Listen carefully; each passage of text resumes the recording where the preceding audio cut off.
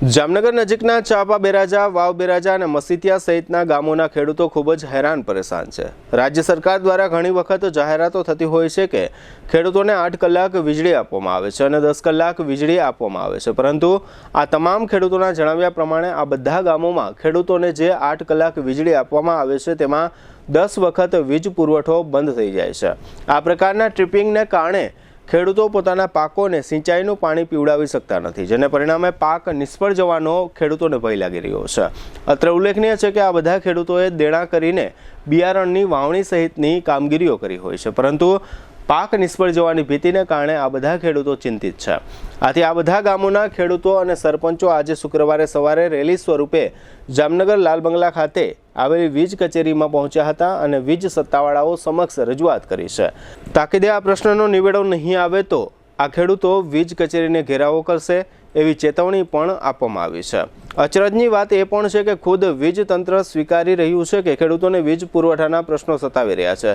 જોકે સાથે સાથે વીજ તંત્ર પોતાના બચાવમાં એમ પણ કહે છે કે ખેડૂતો વધુ વીજ લોડ વાપરીને પાણીનો અને વીજળીનો વેડફાટ કરે છે અને આ વધુ વીજ લોડને કારણે વીજ પુરવઠામાં સમસ્યાઓ ઊભી થાય છે। આ સમગ્ર વિષય અંગે જિલ્લા પંચાયતની ચેલા બેઠકના મહિલા સદસ્ય જુલેખાબેન ખફીએ વીજ તંત્ર સમક્ષ લેખિત રજૂઆત કરી છે અને આ વિષય અંગે જિલ્લા પંચાયતના વિપક્ષના પૂર્વ નેતા કાસમભાઈ ખફીએ તથા વીજ તંત્રના અધિક્ષક ઇજનેર હસિત વ્યાસે આપેલી ટૂંકી વિગતો પ્રસ્તુત છે। આ પાવન નવરાત્રીના અવસરે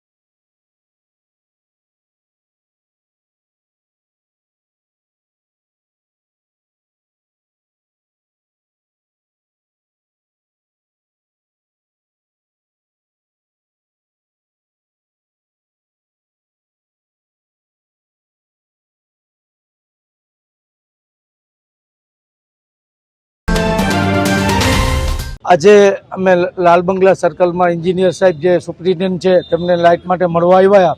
ખાસ કરી અને વાવ બેરાજા, ચાપા બેરાજા અને મસીતિયા ત્રણેય ગામ નવો ફીડર 132 kV જે કન્સ્યુમર બન્યો તેમાંથી લાઇટ અમને વાવ ફીડર અને એક ધાર ફીડર તરીકે આપે છે, જેમાં સરકારના નિયમ મુજબ 8 કલાક ખેડૂતને લાઇટ આપવાની। એ 8 કલાકમાં જે લાઇટ આપે છે એમાં 10 વખત લાઇટ ટ્રિપિંગ થાય છે, બંધ થાય છે। એ બંધ થઈ જાય, પાણીનો મોટર ક્યારે ચાલુ થઈ જાય ને પાણી પહોંચે એના પહેલાં પાછી લાઇટ વહી જાય અને ઘડી ઘડી ક્યાંક તાર તૂટે છે।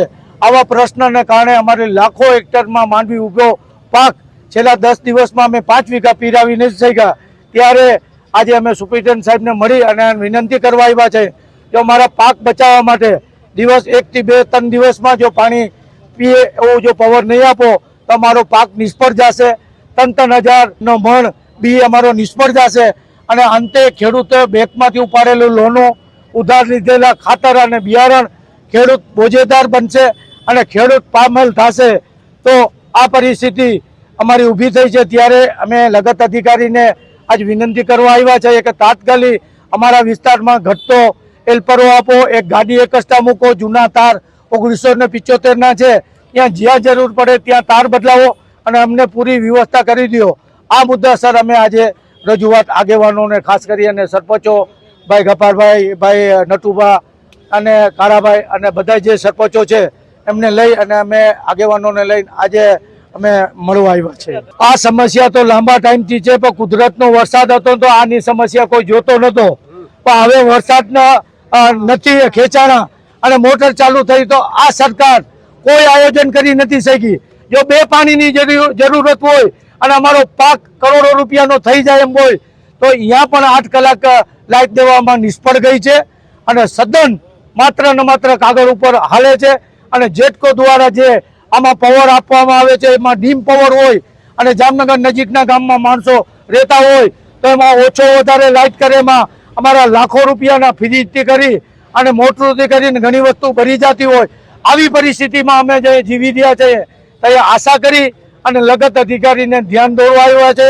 જો અમારો પ્રશ્ન નહીં ઉકલાય અને અમારો પાક નિષ્ફળ જશે તો અમારે ના છૂટકે દેણાદાર થશે તો અમારે અહીંયા ગાંધીજી માર્ગે આ કચેરીઓ સામે બેસવાની ફરજ પડશે.